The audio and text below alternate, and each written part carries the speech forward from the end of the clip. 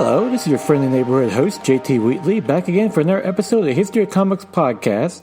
This time with another episode of Classics with Akira, both the manga and the anime by its creator, Katsuhiro Otomo.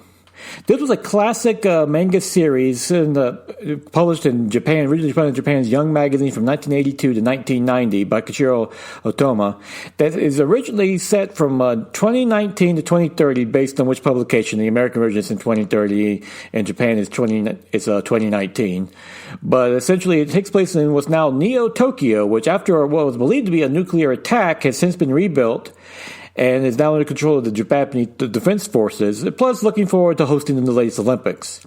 However, things take a turn in the streets when Kaneda, a local teenage gangster, gets into a strange run-in with his friend Tetsuya, and suddenly Tetsuya is kidnapped by the Japanese Defense Forces and taken to a strange lab where he starts exhibiting psychic powers. What's this have to do with everything? The original explosion in Tokyo, and plus a strange psychic boy named Akira? All that gets told in over 6 volumes and 2,000 pages of brilliant Japanese cyberpunk artwork by Otomo that covers many different things from the power is power, old versus young, responsibility. It's over just a great sci-fi epic from beginning to end, and truly one of the great hallmarks of Japanese manga. In fact, it was so good that Marvel tried to reprint it in Epic, and a colorized version starting in 1988 was found to be defunct. It didn't quite work, and so they did use a new colorized coloring scheme to try to do it with computers, but it still didn't quite work and was never finished. Thankfully, Dark Horse made the wise move to reprint the entire 6-volume series from 2000 to 2002, which I personally owned, in the original black and white with a great English translation, and it works brilliantly. Once you read this volume, you realize this is one of the great comic book manga works, period. It's in my personal top 5.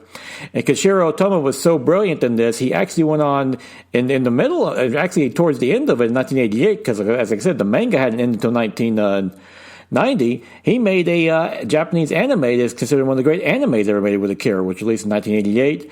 And he did innovative things, like he had the voice actors record before animating it, which is a hallmark in like in American animation, because Disney actually requires their voice actors to do performances before they animate it, so they can actually make the characters look like the vocal performance and something like that.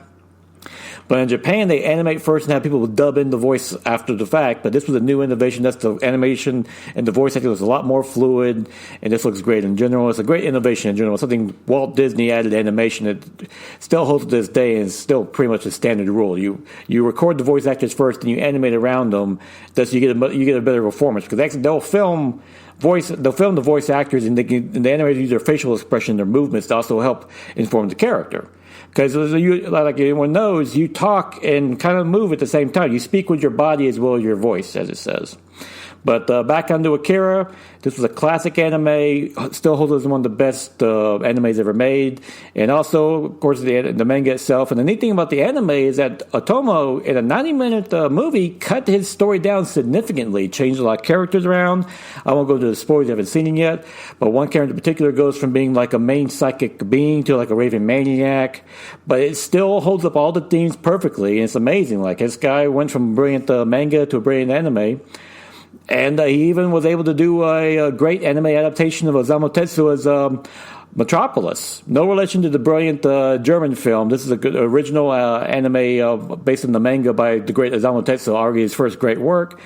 And Otomo is just a true great in both the manga and anime works in general, and Akira is his masterpiece. So, you're looking for a great classic to read and a great classic to watch, look no further than both the Akira manga and the Akira anime. They are both true classics. And now it is June 18th, 2020. Time for the favorite comic book of the week. Wind by James Tynion IV and Michael Delinis, about a young boy, Wind, which is spelled W-Y-N-D, who lives in the fantasy city of Pipedown, which seems like to be a mix of a fantasy steampunk-style city. And for some reason, even though he's a cook at a local bar, he has to keep his pointy ears hidden, because apparently some people look down on people like that because they are possessing of magic, which is frowned upon in the city. And so he has to keep maintaining it hidden.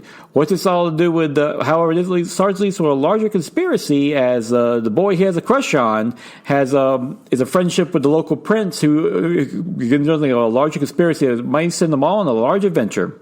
This is a great introductory issue by James Tynion IV that apparently this was released early because due to the whole COVID mess and people delaying comic books, Boom Studios, who publishes this book, decided to put this out early as a great publication. It's well worth it because it's a great new fantasy read, easily accessible, with a beautiful art by Michael Delinas, who does this beautiful steampunk fantasy style artwork, a nice cartoony style that instantly draws you in and makes you just can't wait for the next issue because this is a fun read in general.